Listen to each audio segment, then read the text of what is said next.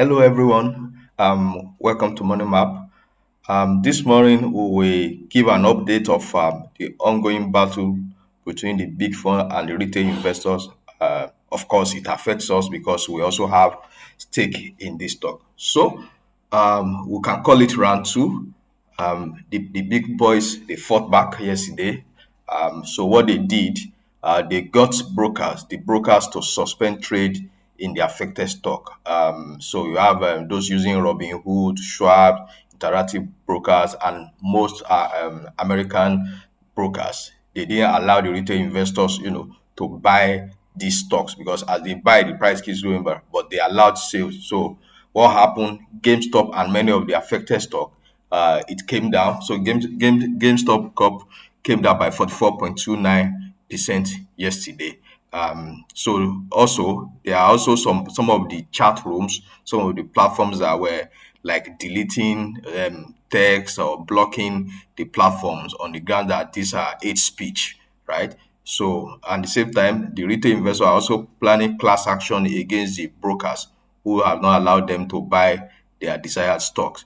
But beyond this, the reason we are talking about this again is that it has a wider implication on our own investment portfolio as a whole. So the fact that people can gather together, retail investor using internet as a platform and decide to take a particular stock to whatever price they desire, it means that we need to, when we are making our investment decision, we need to be able to separate out, is this investment going because of our earnings expectation, our expectation of how the company itself will perform, or is it because certain people somewhere, either the retail investor or even the big fund, have just decided the price should go up? Because if the latter is the case, if prices go up in a way that is disconnected from the performance of the company itself, most likely sometimes in the future, how far or how soon we don't know, there's going to be an adjustment. Something has to correct back so that price will reflect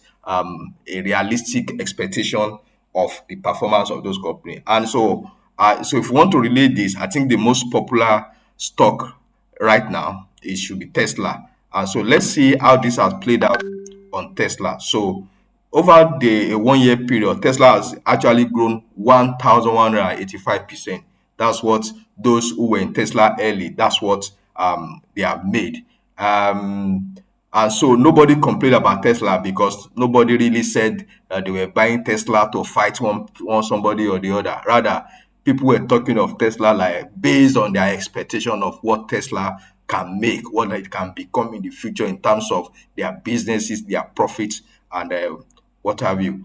But let's look at something.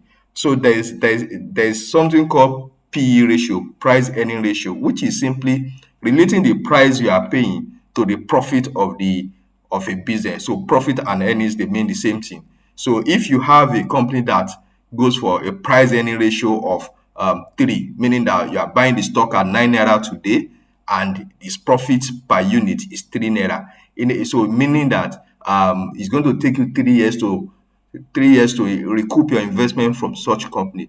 So even in normal times, I mean, a stock of 20 P of 20 is even considered to be high, but that may also be a growth stock. So an investor is willing to pay high price today for a stock in the expectation that the company will grow fast enough to justify what they are paying today. So that's essentially a growth stock. But looking at this, our lovely Tesla, the P ratio is 1,597. So we are saying that the price we are paying today, it will take the current profit today, 1,597 days, about 5 years to meet up, with the price we are paying today. So the price we are paying today, we are saying that it will take Tesla 5 years to make that money we are paying today, make it back for us in terms of profit or dividend. So what we are also impliedly saying that, because that's not a decision we would normally make, to say it will take no, yeah, oh, did I say the pardon me, years, 1,597 years. That's what we are saying, not days. Is a P ratio, so you can relate it to years. So it will take 1,597 years to recoup that investment. Nobody will do that in a normal sense. So we are also implying say, you know what, Tesla is going to grow so fast, so far. That's why I'm paying this money today, because I know it's going to go so fast that will justify me investing for 1,597 years. Because of course that investor will not even be around to enjoy the dividend of such investor and so such investment. So what are the expectations from Tesla? So we are saying Tesla is going to make money from battery solution. Their battery is fantastic. We're also saying that they have opened a new plant in China, and China is a large market. The sales will be very good and it will help. We're also saying that, okay, so Tesla, they are planning to launch their own ride hailing service like Uber, and it's going to be purely autonomous vehicles that drive themselves. And so investors will just buy the vehicles, no need to bother about a driver, and the vehicles will be, doing rendering the service by themselves, and you will just be there and you make your money. And related to the ride hailing service, the insurance business, so all those vehicles are going to be insured by Tesla. And so these are the promises Tesla hold. But are we sure all this will yield grow so fast to shorten our repayment period from 1,500 years to maybe 2 3 years that we normally expect?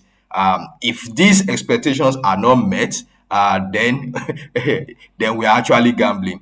And if you are saying that, okay, Tesla is going to make vehicles, they are not the only ones making electric vehicles.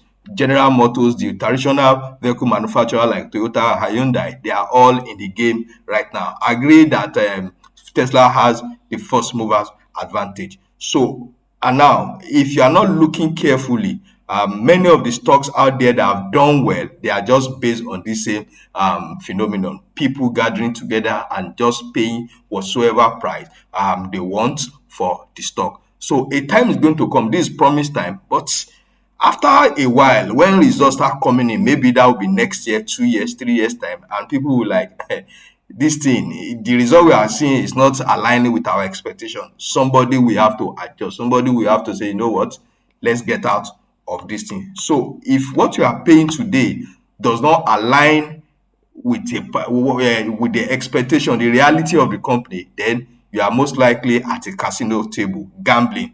And so gambling and gambling in the financial market is the most expensive form of entertainment. Other form of entertainment, you just have a nice time and life goes on. But in the financial market, if you gamble and it goes wrong, then sometimes the result could be very disastrous. But there's a note of warning from us on this. Even if you're at the table at the moment, please, you must learn to get out of the place before other people are ready to do so. If you wait till when everybody comes to that realization of, oh, this stock or this investment is probably a bubble, then they want to, or everybody wants to offload at that point, and nobody is going to buy, nobody wants to buy, meaning that you cannot exit. So if you feel you have made enough and you feel this thing really doesn't add up at the end of the day, let me get that, please, you have to learn to do so early enough. So for that reason, we have a mentoring program that, we share our thoughts and we mentor our members on all these things using real life scenarios that plays out every day, because we believe that it's a 1 year program. It allows us to see different scenarios, how they play out, and guide ourselves accordingly. Thank you very much. We continue to monitor the trend at other events. Please like, comment, and share this video, and please subscribe. Thank you very much.